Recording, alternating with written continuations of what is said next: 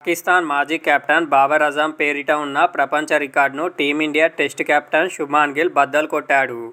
అత్యధిక సార్లు ICC player of the month అవార్డును గెలుచుకున్న ఆటగాడిగా కొనసాగుతున్న బాబర్ను వెనక్కి నెట్టి సరికొత్త చరిత్ర సృష్టించాడు. కాగా ఐసీసీ ప్రతి నెల ప్రకటించే player of the month July నెలకు గాను గిల్ గెలుచుకున్న విషయం తెలిసిందే. ఇంగ్లాండ్తో టెస్టు సిరీస్లో అద్భుత ప్రదర్శన అతడిని జూలై నెల అవార్డుకు అర్హుడిగా మార్చింది. 5 టెస్టుల ఈ సిరీస్లో మొత్తం 754 పరుగులు చేసిన గిల్ అవార్డుకు పరిగణలోకి తీసుకున్న జూలై నెలలో 3 టెస్టులలో కలిపి 567 పరుగులు సాధించాడు. ఇందులో బర్మింగ్హామ్లో జరిగిన రెండో టెస్టులో 2 ఇన్నింగ్స్లలో చేసిన 269, 161 మొత్తం 430 పరుగుల ప్రదర్శన గిల్ కెరీర్లో హైలైట్గా నిలిచింది. ఇదిలా ఉంటే ICC player of the month award పొందడం గిల్కిది 4వసారి.